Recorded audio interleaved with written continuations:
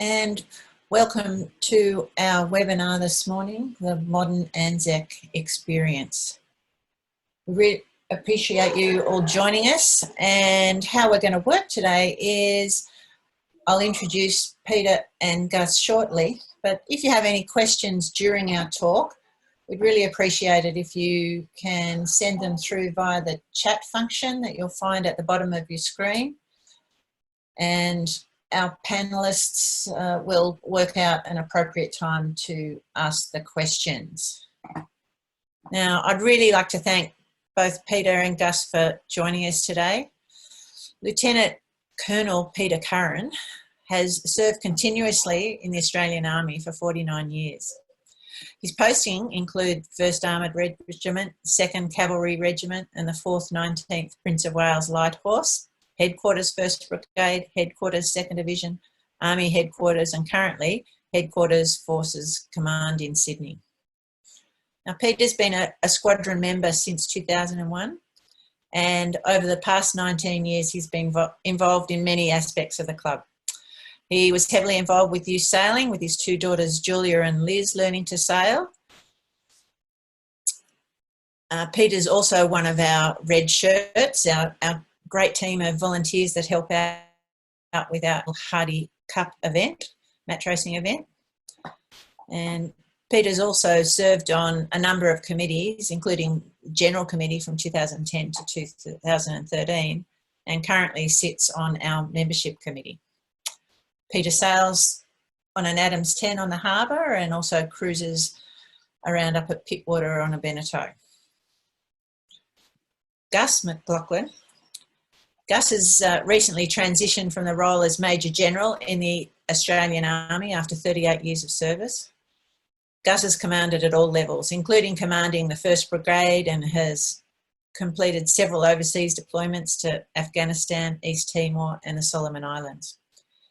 He's also been seconded to the Pentagon and filled the role of Chief of Staff to the then Chief of Australian Defence Force, Sir Angus Houston.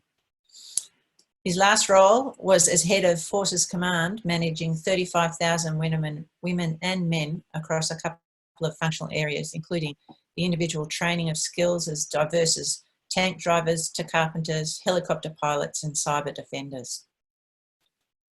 In January of 2020, he commenced his current role as the Head of People for Boral Australia, and Gus was made an officer in the Order of Australia, AO, for his contribution to the Army modernisation. I'd also like to celebrate Gus as one of our newest members, joining us in February this year.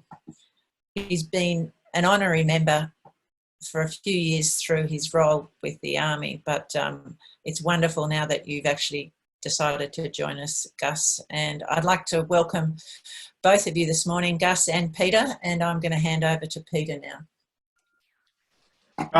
Thank you, Karen. Good morning, everyone. We decided, Gus and I decided that we would, just before we Gus talks about the reflections of modern ANZAC experience, we just highlight just two members of the squadron who served our country in time of war. The first one I'd like to mention is Captain Stuart Milson. He enlisted in the Australian Army on the 27th of August of 1914. He was just 28. He headed to Gallipoli and landed on ANZAC Cove on the 25th of April 1915 as a member of E Company of the 4th Battalion. Sadly, 3 months later, he was killed in action during the Battle of the Lone Pine on the 7th of August. For his bravery, he was awarded a mention in dispatches. Captain Milson is now buried on the Lone Pine Cemetery in Gallipoli. Stuart was a founding member of the famous Milson family. His father, Arthur James Milson, served as the Commodore from 1920 to 1921. Today we remember Captain Stuart Milson. His name can be found actually on the Squadron Roll of Honour board, which is located in the waiting room of the clubhouse. The second member we honour today is World War II veteran Captain Peter Desmond Carney, known to his mates as Des or the Black Prince. Des joined the Army in November of 1914 at the age of 23. He was commissioned as a captain and posted to the newly raised 2nd 30th Infantry Battalion of the 8th Australian Division. You may recall the 8th Division was rushed to Malaya in 1941 to counter the Japanese invasion. In February of 1942, the 8th Division surrendered and Des became a prisoner of war at Changi. He survived, unlike many of his comrades who died from disease and brutality. Des discharged from the Army in August of 1945, when the war ended. He became a member of the squadron in 1969. Des was often down at the club and spent a lot of time on his boat, the Mary Franklin. I believe the boat ownership of Mary Franklin initially was shared amongst his friends who were all prisoners of war in Changi or on the Burma Railway camps. Mary Franklin continues to be actively sailed on Sydney Harbour, particularly during the twilights. I'm told that Des was a character and he was much loved by squadron members and squadron staff. Des remained a squadron until his passing in 2007. Two courageous members who served their country, lest we forget. I will now hand over to Gus. Hey, thank you very much, Peter, and it's a delightful opportunity to be able to join you. I wish, as a new member, I could meet a few more people face to face, but we thought this was a lovely way to contribute to the life of the club as we get through these next few weeks or months of the coronavirus. It's wonderful to be part of an institution that goes back to our nation's origin stories, and to hear that story about Captain Milson is quite extraordinary. And I thought it would be a useful thing to perhaps give you a bit more of an understanding of what the modern ANZAC experience is. We know perhaps more about those First World War and Second World War veterans than we do about the service of many of our contemporary veterans. So I'd like to take you through a few of those stories this morning. I'm also very conscious there's many issues that you might have interest in, right up until including the supposed demise of Kim Jong-un on the Korean Peninsula. So we'll leave plenty of time for questions, and I'm happy to go exploring into any of those issues that you might like, so we can have a great conversation. I'm very conscious of Stuart Milson's history. The Battle of Lone Pine was the most is arguably the most bloody battle Australians have ever fought in. 7 Victoria Crosses were awarded in that battle. And the battle was fought predominantly by the 1st Brigade. I had the privilege of commanding the 1st Brigade myself from 2010 to late 2012. And I thought I would tell you a few stories about the modern experience of some of those soldiers. And it disappoints me that we don't tell these stories more frequently. So I'm grateful for the opportunity to have a chat to you about them. I thought we would, as I mentioned, cover a few of those ANZAC stories. And in doing so, I want you to understand a little bit more about the training and preparation of your modern Defence Force, some of the ethical complexity of the situation in which these young people found themselves. You will have heard a lot of the post-traumatic stress and veteran suicide issues on return. And then I thought I would branch into some of the aspects of this modern strategic challenge in which we find ourselves. In the middle of the coronavirus, the Chinese Navy is conducting a massive exercise off Taiwan almost as we speak. So in telling the stories, I thought I would personalise these a little bit more. So in preparing the 1st Brigade in 2010, one of the things you're very conscious about when you have a young man killed in war is the question that their mothers asked you, and which is, did you do everything in your power to get my son or daughter ready for the war in which they found themselves? And I think this is something that I reflect on with a fair bit of pride. The modern ANZAC that we sent away to these conflicts is the best trained young men and women, I think, of any time in our history. Now, we had the opportunity, because it was what you would argue is a discretionary war, a war of choice that our nation chose to participate in, to be able to send fully professional volunteer forces. Those forces had the benefit of extraordinary training to the extent that we conducted real-time simulations or rehearsals of the battlefield. We included in that asking members of the Afghan community in Australia to come in and role play the human terrain or the complexity in which they would find themselves. We went as far as hiring actors who had had amputations. We had one young fellow who lost his leg in a motorbike accident.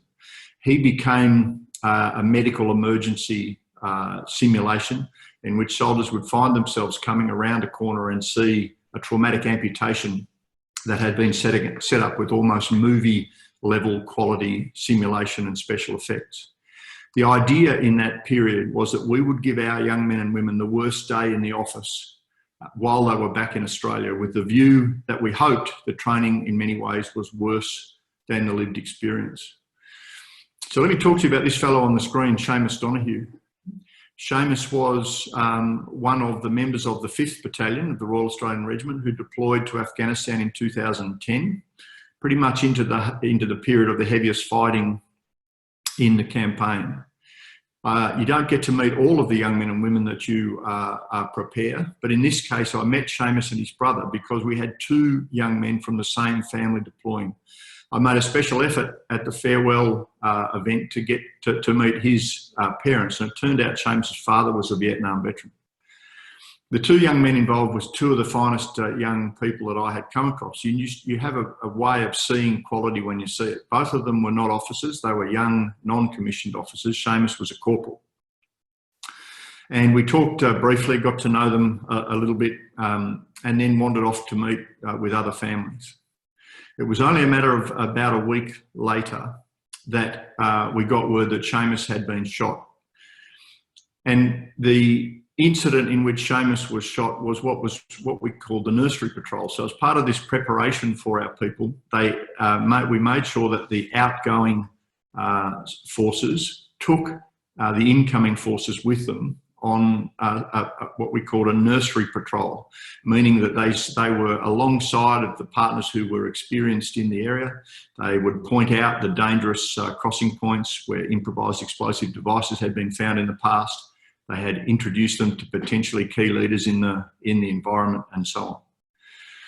So in this setting, they've stepped off into, again, what is a dangerous environment, but one in which they don't expect to have a significant fight.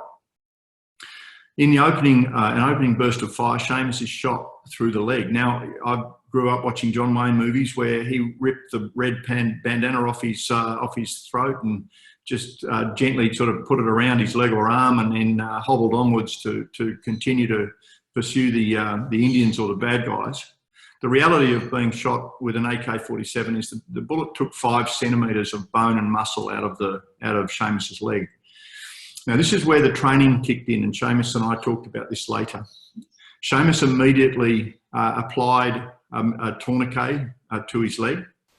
He then replaced the magazine on his rifle and laid down what we called covering fire to suppress the enemy that were firing at him, in order that his mates, who he knew would be trying to reach him to render first aid, could do so. Now, as they finally reached him, Seamus blacked out through loss of blood. He was successfully evacuated, and I met him in a hospital in Brisbane. And again, with his father there as a Vietnam veteran, I went to visit him in hospital. And the first thing Seamus said to me is, you know, sir, I felt really stupid. I feel like I tripped over the boundary rope crossing onto the field to play the grand final. And what I said to him in return was, and this had been passed to me by the leaders of the organisation, is his exemplary actions in living out the training that he had experienced, in that he had the calmness under fire to tourniquet his own leg.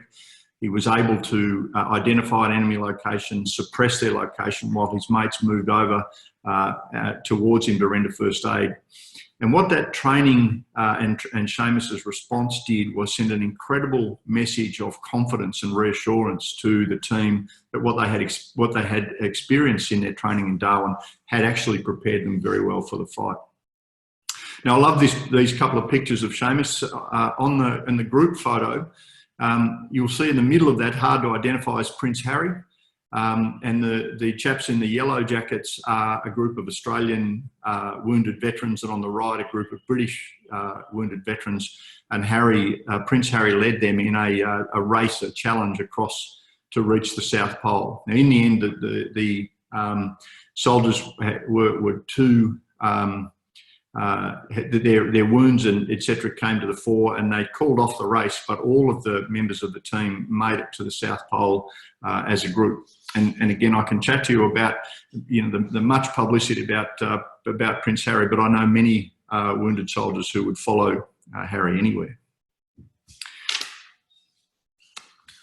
Sadly, not all of the soldiers that deployed came home like Seamus did.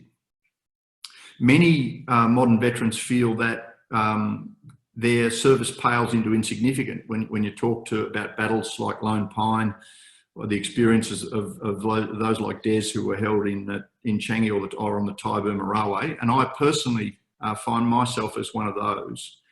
But there were some young men who did make the ultimate sacrifice. So the young man that's pictured on the screen, sadly, coming home is a young man called Corporal Richard Atkinson. And again, while I mentioned you don't get to meet all of the young soldiers in your command, I met Richard. We were training his force ready to deploy down at Woomera in South Australia. Now, the Woomera Desert area was the area in Australia we found most perfectly replicated the Afghan terrain and conditions. Richard was a combat engineer. Combat engineers are the men and women who search for these ubiquitous improvised explosive devices, the hidden devices that our enemy in Afghanistan realised they could harm highly trained and well-equipped advanced Western forces with little risk of exposure to themselves. And in the training we were doing down there, the commander of the training serial came to me and he said they had identified, or one of the young leaders had identified himself that he didn't feel he was ready to lead his team. And we sat with him, and in a volunteer force, he said, I don't think I'm up to it. And he was being honest, self-aware, and the pressure of the training simulation had reached him to a point where he felt he couldn't lead in the circumstances that we were preparing the troops for. So I asked the commander who was the next young emerging leader that we should look at. And he told me about this fellow called Richard Atkinson, a young soldier, immensely talented with all the characteristics that we would look for. So I sat with Richard just beside a gravel road in Woomera early in the evening. And I asked Richard, did he think he was up to leading a team in these circumstances? And the team he would be leading was what's called an improvised explosive search team. So the combination of mine clearers, explosive detection dogs that move out the front of Australian forces as they move around the terrain in Afghanistan. And Richard agreed with our assessment that he was. And I said to him, are you afraid? Is there anything that you're concerned about? And he said, yeah, I'm afraid. And I said, that's only natural. That's a reasonable response. He said, no, I'm not afraid for me. I'm afraid that I will let my team down. And again, that stuck in my mind. And sadly, it was doing exactly what he promised he would do, which was protecting his team that were the circumstances in which Richard was killed. He identified the signs of an explosive device on a remote road in Afghanistan.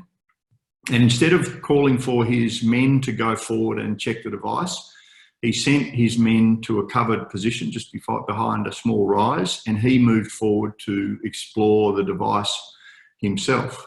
Now, Richard made one mistake that day. Richard assumed that the device is what we would call victim activated, meaning that he thought the device was designed to either run over or step on, and in which case it would blow up. Sadly, this one was command initiated, meaning that there was a Taliban soldier who was watching the site with a small radio device, something like a garage door opener or a remote control car door opener. And as Richard approached, he exploded the device and Richard was killed. So the courage that he anticipated, that he worried that he wouldn't have, is exactly how he was killed. Now, it's important that you all understand, the rest of the story. So I just, again, to understand the modern ANZAC experience, let me continue with Richard's story. So The next thing you have prepared, and I'm sure Peter has been involved in being prepared for these activities, we have what we call notification teams who are trained and ready to notify the family should we have a young man or woman killed in the war. And in this case, the team heads off to Richard's partner, Danielle's house. Now, Danielle's not home, it turns out. Danielle was a young fitness young lady, very involved in fitness, and was at a karate class. But the neighbours saw two military people, one of whom is a chaplain, and they're both in uniform waiting in Danielle's driveway. So they were sending her text messages to describe what was happening, and all the veterans' families knew what a notification team would look like. And so sadly, Danielle realised that Richard had been killed as a result of text messages she received from her neighbours. Now, again, just to give you an insight to the wonderful young people that we have in our service and the whole service community, Danielle grieved just like everybody else, but about a month later, she approached me or called me to come and visit me at work. And she said, Gus, I want to be involved in helping prepare the next rotation. I want them to do the things that Richard and I wished Richard and I had talked about. I said, Danielle, you don't have to do that. You've made, the ultimate sacrifice. She said, no, I want to help. So Danielle, we flew her across from Darwin to Townsville, and she briefed the next 1,000 soldiers who were deploying. And you can imagine we couldn't hear a pin drop in that room as this intelligent, articulate and attractive young lady gave them an understanding of what she wished she talked about with her partner. You can see on the left there the mighty C-17, our Air Force jets, and it's that picture on the left will remain with me for the remainder of my life, because we are standing next to the mother and father of the boys who've been killed when that ramp comes down. And until that time, of course, the parents know the reality, but it's when that ramp comes down and those soldiers emerge where the reality hits the parents of the boys concerned. And of course, the picture on the right there is Richard's funeral down in Tasmania. Now, this young chap came home, and I think he's a really important story that I think gives you an understanding of the complexity that the young people that we asked to go into these circumstances face. You can see there now that Nick's now a Queensland police officer. Nick was a young lieutenant in the Army. I met him on return. I hadn't met him in advance, but his commanding officer said, you really must hear this young fellow's story and understand the quality of the young people that we had working for us. So I asked Nick to speak to my leadership group. Nick was a leader on a very remote combat outpost in Afghanistan. And Afghanistan, for those of you who haven't seen much imagery, is a stunningly beautiful landscape, almost moon-like in its enormous ragged mountain peaks. And then down in these desert valleys, these green corridors, ribbons of green where there's a water source, and the community has for 1,000 years eked out a living by very old watering systems, moved water, no more than a kilometre or two out from the water source to grow crops. Sadly now, of course, growing many of the crops they grow are poppy seed for drugs. So Nick was a patrol commander on this outpost, and they were, at this time of the war, we were partnering with the Afghan forces with a view that we would transition authority to them as part of the exit strategy for Western forces. So about 30 Australians, about 40 or 50 Afghans residing together on these bases. And on this particular day, already about 50 degrees Celsius, Nick's deputy, his sergeant, had taken a patrol out down into this green corridor with some Afghan soldiers. Nick had remained behind to write the monthly intelligence reports to go back to the higher headquarters down in Uruzgan province. And along with Nick on the base, only a handful of Australian soldiers, one of whom was the cook, the military cook. His name was Andrew Jones. Now, in the military, cooks are revered figures because a good one is enormously powerful for morale. Of course, a bad one is not terribly popular for very long. This particular morning, Andrew was, head down in the command post and heard a series of rifle shots. Now, he raced out, and in the confusion and chaos, it took him some moments to determine what happened, but he eventually came across Andrew Jones, who had been mortally wounded by the fire from one of the Afghan soldiers with whom they were partnering. You might remember this period, but these were called the green on blue attacks, meaning that the blue force was us, the red force was the Taliban, and we described our partner force as green forces. And in this period, the Taliban infiltrated the Afghan army and started encouraging them to shoot at their coalition partners.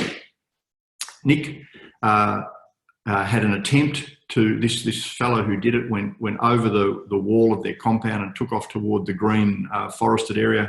Nick made an attempt to engage him with one of the machine guns, was unable to do so, and came down, and the soldiers were rendering Andrew first aid. They kept him alive for a length of time. Nick had to go and call the rest of his Australian soldiers back from their patrol. Now, you need to really envisage this circumstance. It's 50 degrees already. They are wearing full combat body armour helmets, in some of them carrying 40 or 50 kilograms of water and ammunition, food. And he's required that they return to the base and secure a location for a helicopter to land to try extract Andrew Jones. These soldiers, and he has to tell them that an Afghan soldier has killed or has mortally wounded one of their colleagues, one of their mates.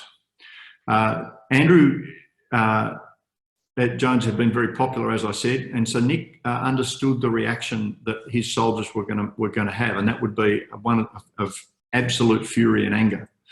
So he went down to the gate and stood at the gate to the compound as the Australian soldiers came through, hot, angry, furious, and in some cases wanting to take out retribution on an Afghan. As far as they were concerned, at that moment, all of the Afghans were the enemy. Now, Nick stood in front of them and said, no, the enemy who did it has gone over the wall. The soldiers who did it, the Afghan soldiers who are here with us, are just as upset as you are. And had to physically stand in front of them and said, in fact, at one point, if you're going to shoot anybody, you have to shoot me first. Now, in that moment, this is a young lieutenant, only a few years out of the Royal Military College, understood the true gravity of leadership under those circumstances. In that moment, he was the moral compass for all of us, for all of Australians, as he stood in front of his furious soldiers whilst they calmed down. Now, being good Australian soldiers, they did calm down quite quickly and then got about the task of securing the location for a helicopter extraction. Now, that Nick Perryman moment, I call that, is something that I talk about in training a lot of young leaders from that time onwards, because it is that moment where all the leadership training, preparation, our values, etc., all came to the fore in Nick's case. Nick sadly left the army soon after returning. Like many, lots of elements of confliction, survivor guilt, etc. But Nick now is eking out a very successful career in the Queensland Police. And I talk a lot about veteran employment issues, and you will hear a lot about and I'll talk a little bit about post-traumatic stress and the other scourges that our young veterans face. But I also talk about post-traumatic growth. And for 80+% of the young people who are in the military and who do these sorts of deployments, they come back wiser, more mature, and understanding, more empathetic. And Nick is a great example of that. He's already a very successful young policeman in Queensland. This photo, I just want to highlight the ubiquitous Bushmaster vehicle, and you will have heard about this in the media. It's a great Australian story as the pandemic exposes all the issues around supply chains for our country and how reliant we've become on countries like China. 60% of our antibiotics, for example, are imported from China. All of our medical PPE, for example, that our doctors and nurses needed, impacted by these global supply chains. That wonderful vehicle was Australian made and was one of the reasons we didn't have double or even triple the number of casualties that we might have expected, built in a factory down in Bendigo. And you can just see in that photo, under the door, a V-shaped hull. And then the rear left wheel sort of blown off to the side. The wheels and the bins and the storage areas were all designed to be disposable, absorb energy. that monocoque construction in the middle saved many lives by directing the blast up either side. The soldier being evacuated in this example is a wonderful chap I got to know very well, and his name was Sergeant Craig Hanson. Now, Craig survived the initial blast. He was standing in the open hatch that you can see on the top of the vehicle on a small elevated plate, and his job was to provide rear security and awareness out the back of the vehicle for the commander and the driver, for whom it's very difficult to see.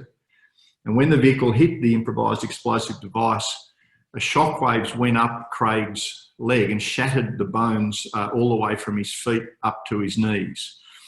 Craig needed 14 different operations to rebuild the bones in his leg. Now, again, you hear horror stories out of the United States about their veterans' health system.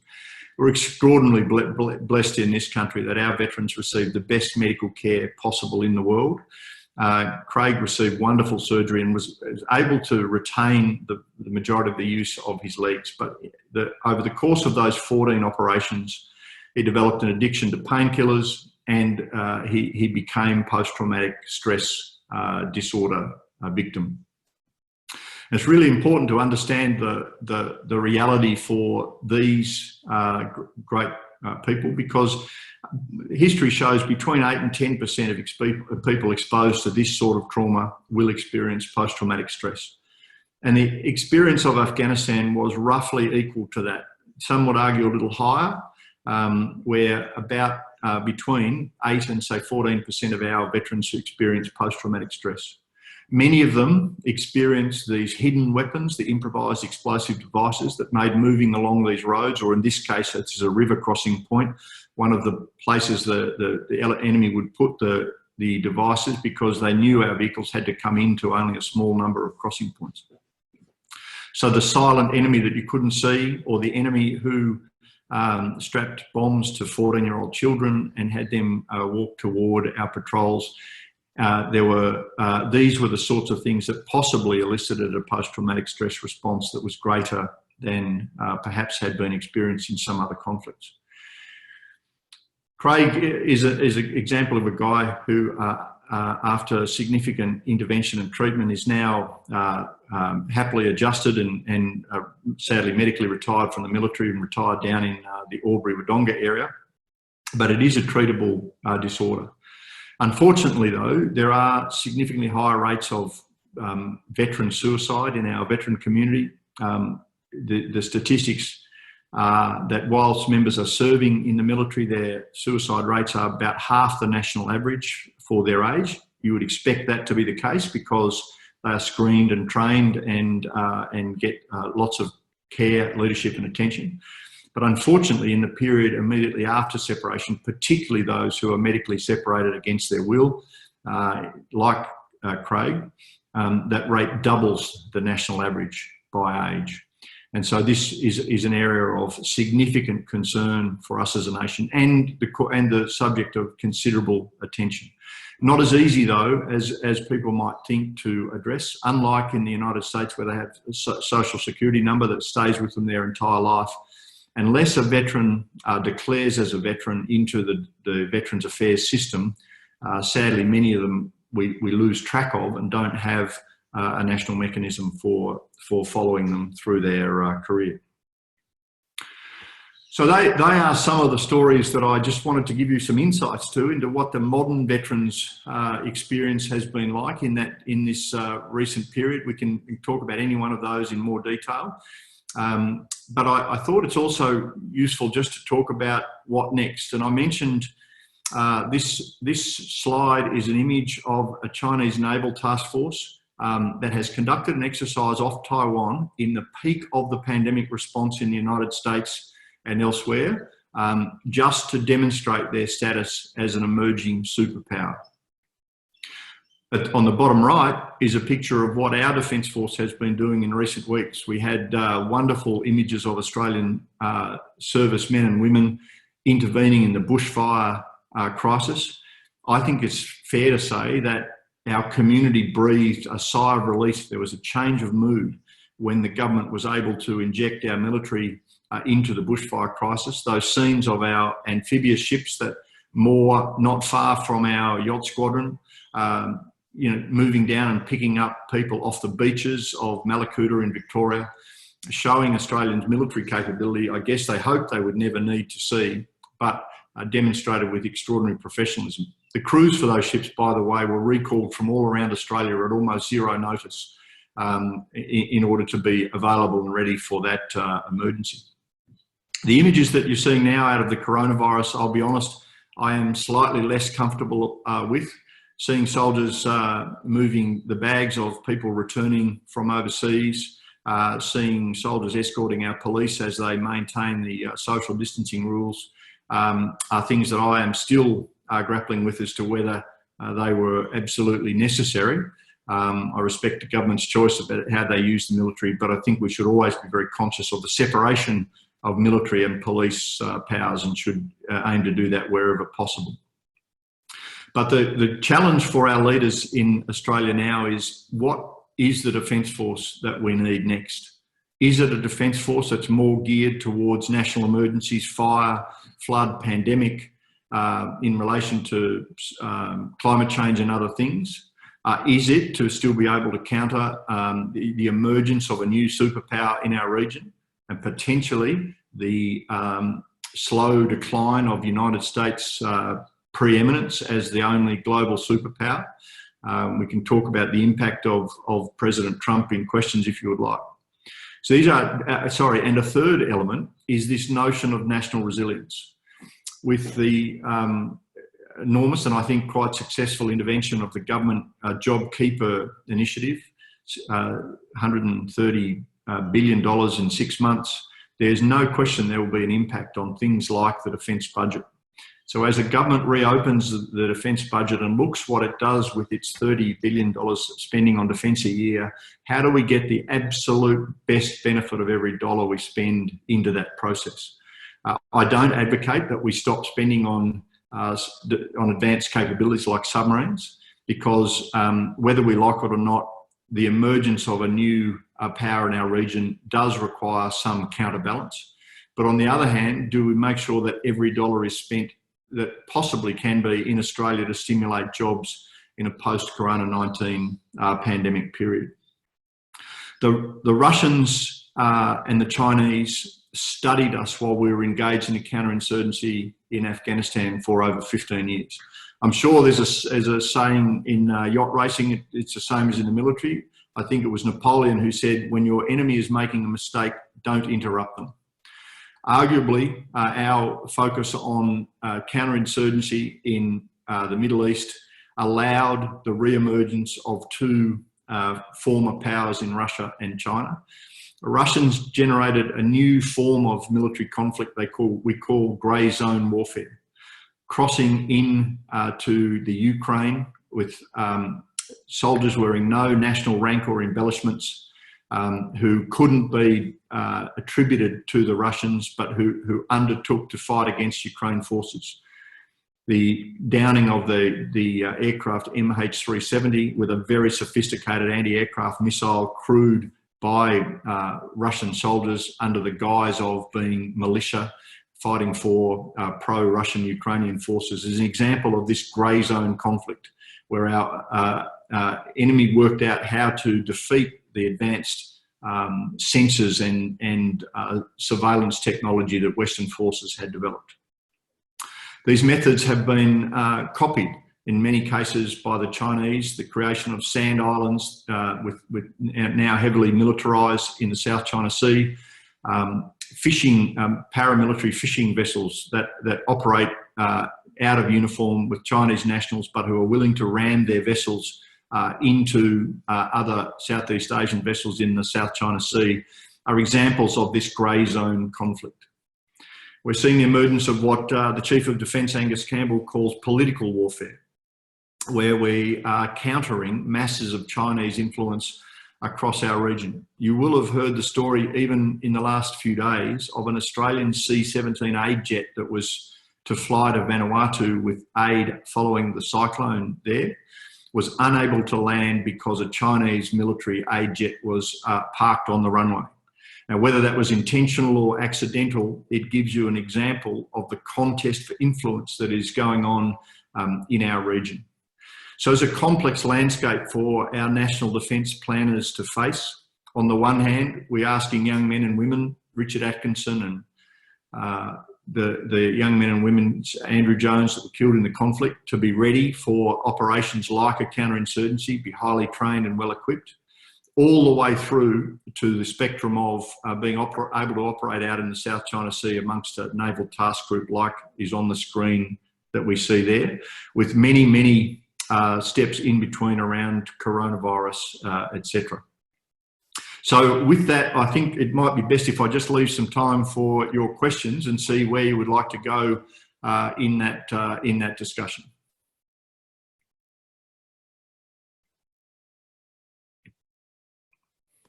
Now over to Peter or Karen if we've got any questions that have come through.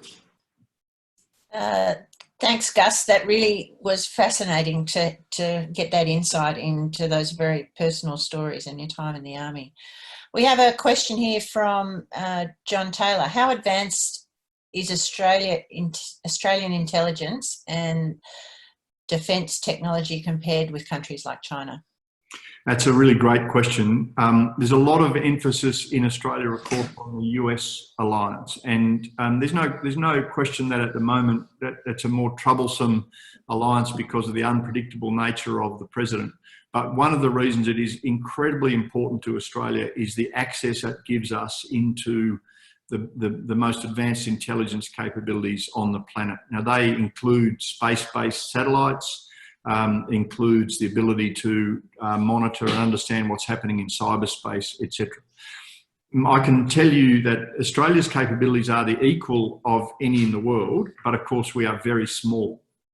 So the way the intelligence apparatus is set up is we are asked as partners of the alliance, what they call the Five Eyes partners, the Anglo countries that have fought together in almost every conflict in the last 200 years, US, UK, Canada, Australia and New Zealand. We're asked to take our slice of that intelligence picture. So in our case, our focus is predominantly the areas to our sort of north and northwest, and we're asked to be expert in those areas. And I can tell you the level of expertise is extraordinarily high.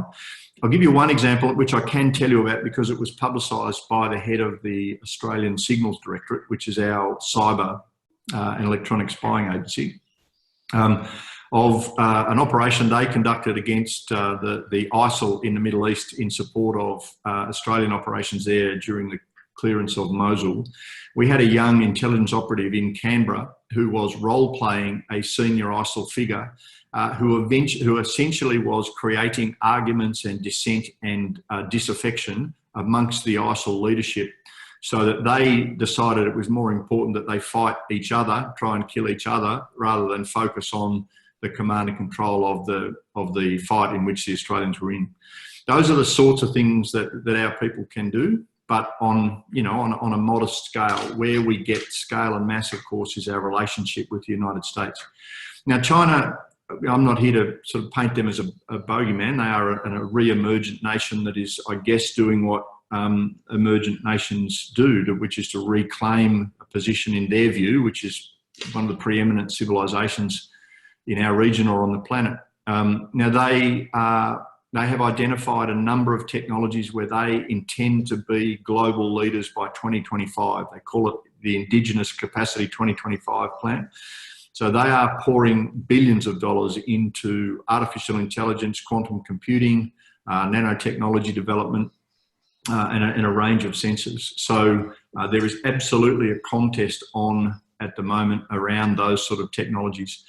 I think it's probably fair to say they don't play by the same rules that the rest of us do in relation to IP protections and controls. So they will make progress as best they see fit.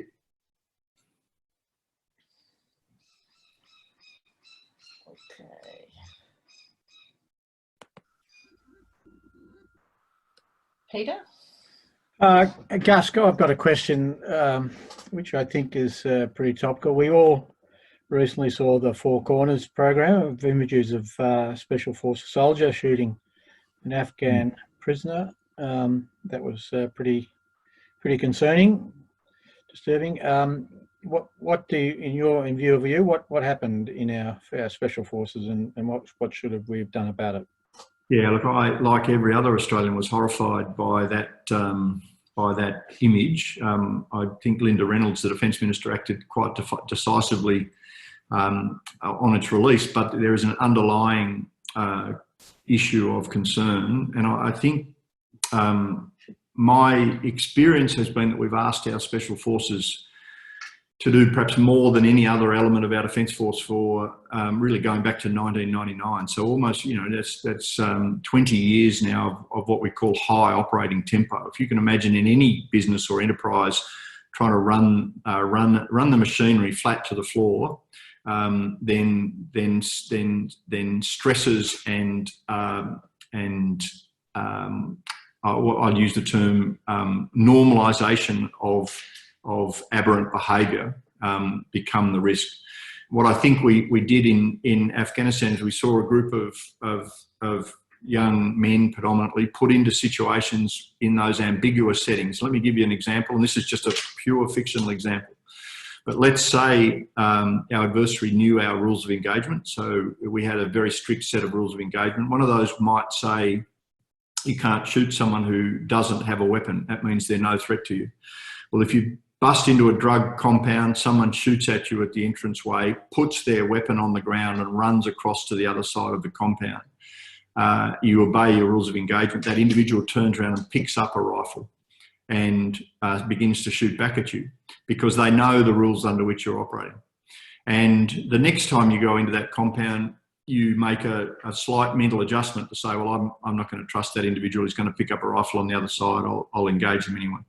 Now, that's a fictional scenario, but paints how this normalisation of deviance comes in. Now, it's a role of leaders to step in and stop that. And so clearly there's been a leadership failure in that particular unit and organisation. And, you know, that aberrant behaviour has been handed over to the Inspector General of the Australian Defence Force.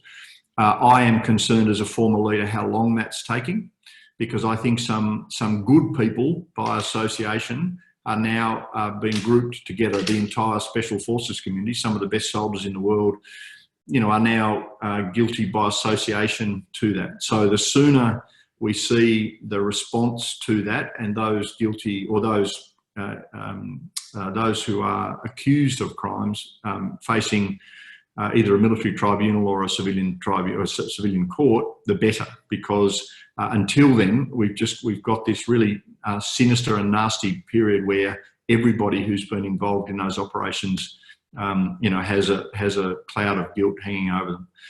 But I found those actions abhorrent, and I think the challenge will be is to convene a court or a tribunal that understands the full context of what drove those young men and women to that point in their service. Thanks, Gus. Another question we've got here. You haven't touched much on cyberspace. What's happening in this domain and what's Australia doing about it?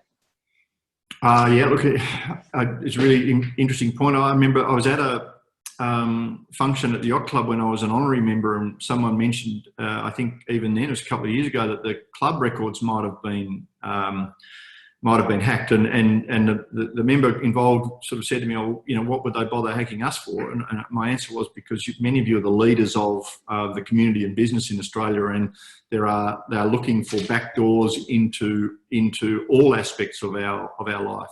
And part of it is that search for intellectual property to advance their industry and technology. Part of it is, of course, opportunities for cybercrime. The military conflict, like I described, even those ships that are pictured exercising in the Taiwan Straits, to move from exercise to a military conflict is fairly obvious. It's fairly transparent once people start shooting missiles or submarines launching torpedoes. Cyberspace is different. It's fair to say the cyber conflict is underway now, today. There are nations that are conducting reconnaissance of each other's capabilities, that are stealing secrets, that are identifying leaders and leader behaviours. That's happening today. When the Russians moved across the border in both Georgia and Ukraine, prior to their physical troops crossing the border, they launched cyber attacks that created chaos and disruption. Traffic signals were brought down, power systems were shut down, the sewerage systems were shut down, etc. And so the reconnoitering of each other's capabilities, the testing of power networks and so on, it's fair to say that sort of operation is going on in cyberspace as we speak. Australia has developing cyber capabilities. We have, again, highly skilled people. Are there enough? Probably not. In both Russia and China, there are buildings and complexes that Western intelligence know about where thousands of cyber operators are based. And so what we do is we have to counter those thousands of probably lower skilled cyber operators with a smaller number of incredibly highly skilled operators that we might have ourselves. This is an area we all need to be very aware of. We're watching this presentation on Zoom, and Zoom's been identified as a platform that is able to be intercepted. I think for conversations like this, there's nothing secret in what I was saying. But if I was discussing highly sensitive business secrets or technology secrets, we might have to think of another platform.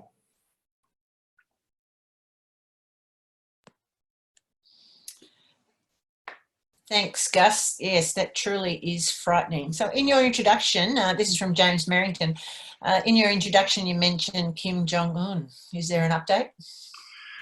I've been, of course, I'm now a humble private citizen. I've been pinging around my social network of former colleagues. I'm sceptical of everything this chap and this nation does. They're very sophisticated manipulators of information. In the late 80s, Kim Senior made a very similar sort of deception to this. There was a pretense that he had died, and there was a massive overreaction by South Korea, China, and the West.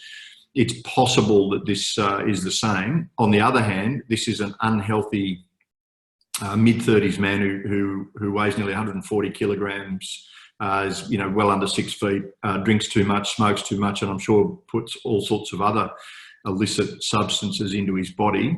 So it is possible that he has suffered a very significant health emergency, and possibly the story is that he may have died on the operating table. I am concerned about what happens after him on the Korean Peninsula. So I do think my former colleagues might have had a couple of late nights recently there in the defence complex, working out what potential chaos might emerge in North Korea. They are a nuclear power. They are a nuclear power with long-range missiles that arguably can reach Northern Australia. So there will be a lot of focus on what is happening there. Are military sites mobilising? Where is the nuclear arsenal, and who might have control of it? So in the midst of coronavirus, there's an old saying in the military, battles end up being fought on the join of 4 different maps, in the rain and in the dark. Well, this crisis is not one that the West needed right now, but often you don't get to pick and choose. My emphasis, I think, would be on the securing of the nuclear weapons, and what mechanism is able to be put in place to do that. And then, I think arguably the South Koreans would have the biggest stake in any sort of stabilisation or post civil war that might emerge in that area. But I don't trust this chap as far as I could throw him, which isn't far. I'm sceptical, but on the other hand, I'm also quite concerned about what might follow his death.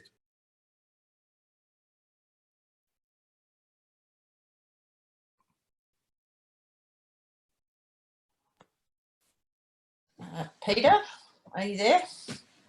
Yes, I am, Karen. Thank you. I don't have any other questions. Okay, I've got one.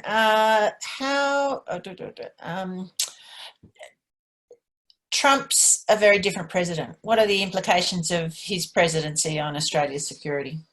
Oh, how long have we got, Curran? Just a short one. We've probably got another 5 minutes. Yeah.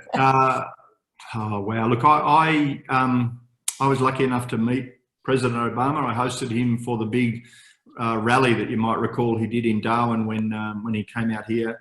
I thought incredibly highly of him as a human being, but he did potentially weaken America's global position by exposing the limits to their power. You might recall in Syria, he talked about a red line if the Syrian regime used chemical weapons against their own population. When they did so, he failed to act. So there was already some weakening of America's sense of impregnability, of almost limitless strength prior to Trump's arrival. But I think the concern I have with Trump is more philosophical. Secretary James Mattis, the famous, who was his defence secretary, Jim had been my boss in Afghanistan. One of the things Jim used to say is America can either inspire or intimidate. And where possible, of course, America seeks to inspire. The notion of the light on the hill, the birthplace of modern representative democracy and so on. My fear is Trump has taken away the inspire framework and really leaves only the intimidate. And the reality of the American situation is they can't intimidate countries like China and Russia as much anymore. Now that they are still an immensely powerful global force, their Navy in particular, they are the only true global naval power. And countries like China, who import most of their raw materials for their industry, etc., could not counter the the American Navy. So Trump won't irrevocably damage America's military capability, but I do fear that while he's there, most countries would fail to be inspired by this incredible experiment that is American democracy. My personal view is I'm glad I'm not deploying with American servicemen and women at the moment as they look at what's happening with the coronavirus response. I said at an ANZAC service for our work the other day, if you imagine those diggers in World War I, Milson or Des sitting there, and you said to them, in 2020 there's going to be a global pandemic and the Australian government's going to come together at state and federal level in a national cabinet. The opposition's going to behave responsibly. The unions are going to get behind government efforts. Business will behave ethically, banks and so on. And the Australian population will rally around our emergency services personnel by behaving responsibly. I think those diggers will be pretty proud of us and our reaction. I don't feel the same level of confidence about the American form of democracy under Trump's leadership. So guess we're blessed to be here. We've all got a responsibility to continue, of course, to behave appropriately. But I am a bit sad for my former colleagues that the American version of the sort of democratic response hasn't held up quite so well.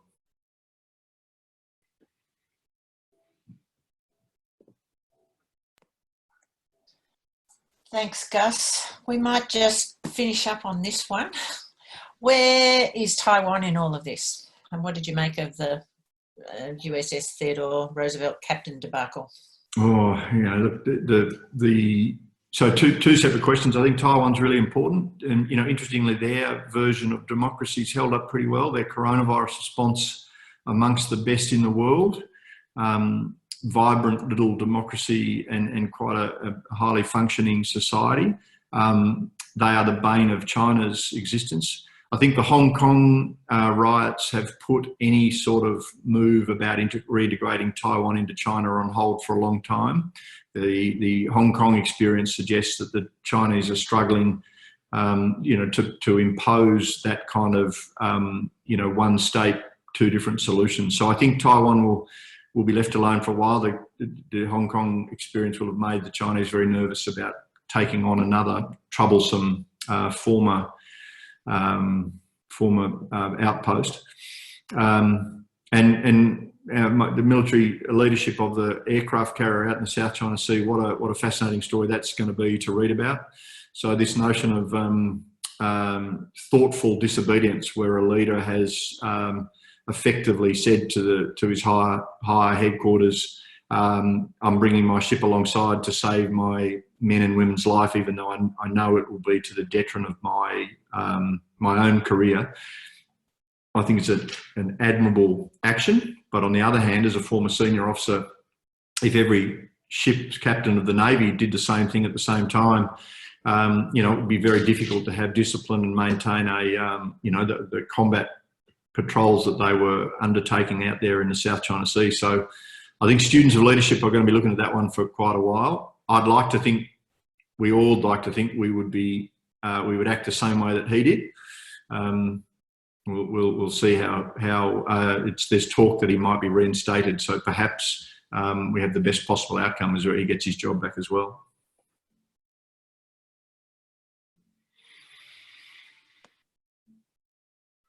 I've got one last question that's come in. Is there a serious shortage of personnel currently? The ADFA is putting out very enticing YouTube videos to attract youngsters. In this case, my two teams are seriously discussing gap years in the Navy and funded uni courses. Firstly, I'm careful advocating for people joining the ADF. It has to be something people want to do. But the gap year is a wonderful program, by the way. I think young people who have that experience, whichever direction they go afterwards, will grow. One of my work colleagues at Boral's son just completed the graduation parade down at Kapuka there, and he was just shocked in a positive way about the level of growth and maturity that even had happened in the first quarter of this year. So the gap year is a wonderful program, by the way. The ADF, interestingly, is having no trouble recruiting. There's lots of young people who want to join. When I spoke to that young fellow, Richard Atkinson's mum and dad, they said to me, Gus, Richard was doing what he'd wanted to do since he was 8 years old. It is harder in a contest for the highly skilled young people, so those capable of cyber operations, those capable of advanced trades and functions, because there's a very competitive environment in our country. There's another story to be had around different ways the military might partner with industry, for example, in cyberspace, where someone works for NAB as a cybersecurity thing for online banking, and then goes and works for the ADF for 3 months for the year and might do operations to counter ISIL. So I think there's a future of a new blended workforce. But for the moment, the numbers that come into the ADF are very strong, but like everybody else, they are competing for talent. I think that the life of a young leader in the ADF is extraordinarily privileged and positive, but it has to be something that everyone wants to do. It's certainly got Peter and I in for quite a lengthy hook of service.